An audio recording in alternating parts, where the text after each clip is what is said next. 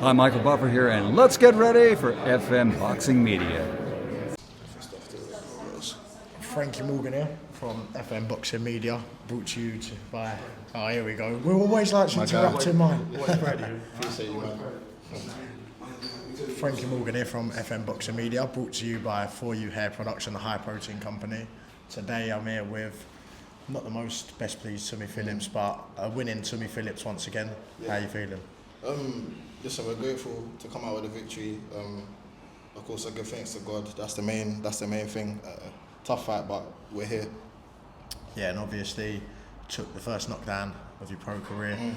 Now, it wasn't a massive knockdown. It wasn't a punch where you got up and you looked hurt. It was a bit of a flash knockdown. But after that, I even said to you just now, I think that was your best round as soon as you got up. Do you think that woke you up a little bit and told you you've got to get into this a bit more? Yeah, it did. Don't get me wrong, I didn't think like he was going to be a walk in the park, but I did think I was going to have a really good performance, and perhaps that played its part in the fight, a bit of overconfidence. Got tagged in trying to exchange with him. It happens.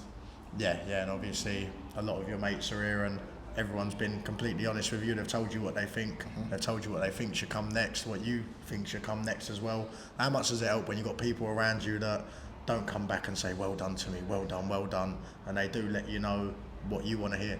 Yeah, it means everything to me, you know. These guys have been with me since like the beginning of this pro journey, and even the amateurs, you know, they've been supporting. And listen, this isn't a loss, but it's nice to be around the people that's with you, you know, during your highs. And even though we got the W today, it still feels like a loss, you know. So I'm grateful to them. Literally, it takes a village, as they say, and these are my people. Yeah, 100%. And you had a lot of people at ringside, including the likes of Will Jones, who was just here, Johnny Clark, Leon, all on your case. They're telling you get busy, but at the same time, you've just said to us he was countering. So it's a bit of a two-way street. You've got to think he's coming back with the counters, but you have got to be busy. Do you think that's maybe something that you could have been a little bit more busy in there, or do you think you was right in what you was thinking with the counter shots? Yeah, I think the main thing was being defensively aware. I could have been a lot more offensively affluent, you know, but overthinking gets to you sometimes, especially after that knockdown.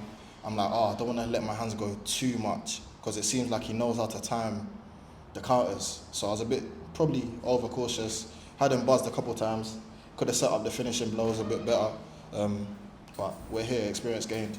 Yeah, and obviously you've come under a new coach this time round for the first time, and you even said then everything you said to you was the right thing to say.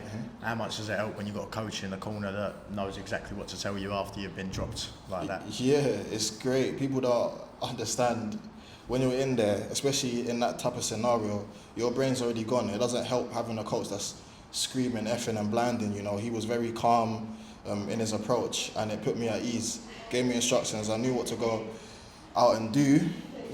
Maybe I didn't deliver to the best of my abilities, but as you saw, the shots that I did land were having an effect. It's just a shame I couldn't get the finish. Yeah, and obviously you said to me just now that when the last opponent pulled out, you did get a list of opponents. Some of them were 3-1, some of them were 10-1, one of them was 1-40, and you've arguably picked the hardest one out of all of them. How much is that a testament to your character? Yeah, it just shows what I'm about, and it's not even arguably the hardest opponent. Like, it was night and day between all of them. Like I said, originally, former world champion was scheduled to fight me.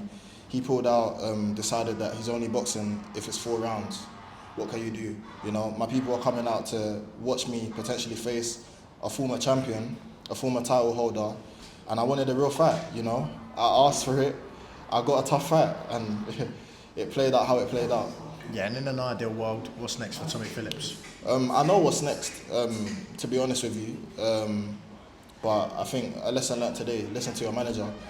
Coming off an injury, I was, as you know, sat in bed for 3 months doing nothing.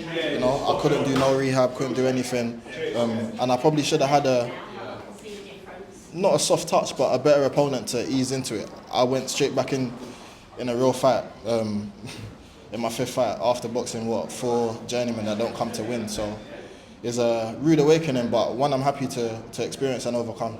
Yeah, and obviously under top tier again, back home, Yeah. place you call home. Yeah. Looking to get out of top tier next. Yeah, why not? As long as Johnny gives me the opportunities, I'll always take them, like, no doubt. I'm grateful to him. We've been here September 7th, 1 year on last year, we're here again. God's timing, God's plan. I don't believe in coincidences. Tumi, thank you very much for the interview. I look forward to Appreciate seeing you. soon. Thank you for your time, Cheers, bro. mate. Thank you.